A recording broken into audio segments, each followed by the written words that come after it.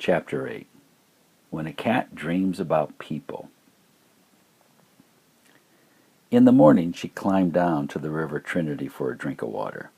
There she found her family of cats drinking water, eating breakfast, and laying in the morning sun to warm their bodies. She was so excited as she told them the story of discovering that the tree could talk. She told them about the names he spoke, Harry and Stella.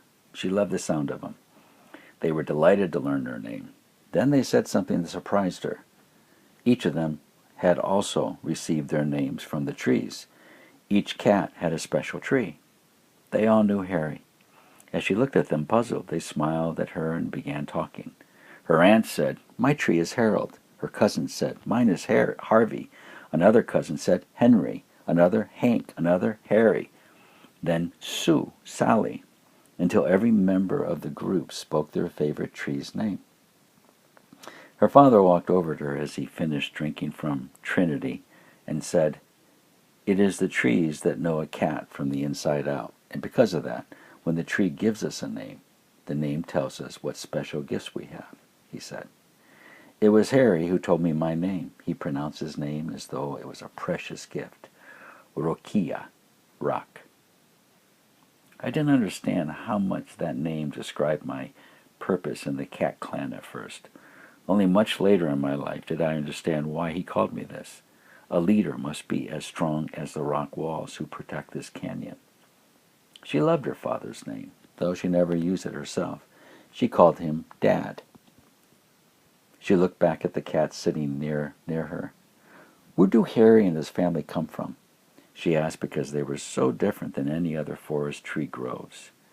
When looking at them, she speculated that they were 3 times larger than any of the other canyon trees. Harry and his family were immense giants by comparison to the other groves. One of the grandfather elders sitting nearest Trinity spoke up.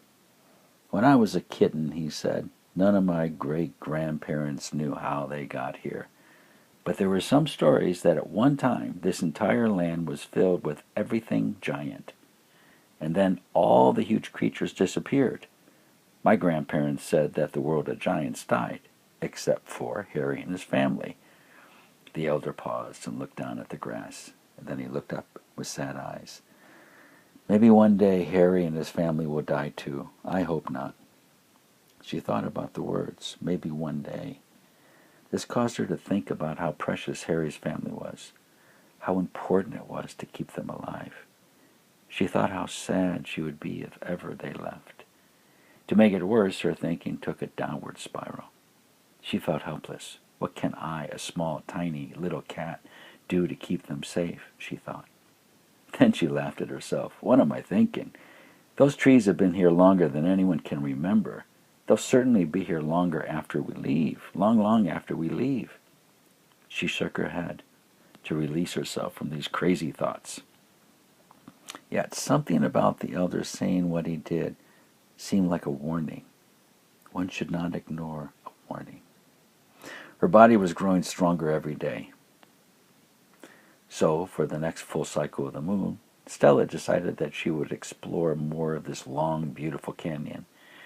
She left her nest each morning, walked to Trinity, did a prayer over her breakfast, enjoyed it, and then explored along the length of the beautiful river. Each day she went a little farther.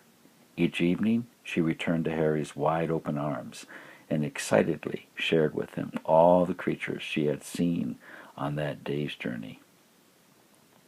During that cycle of the moon, every night after she came back from the canyon's adventures, she had very peculiar dreams.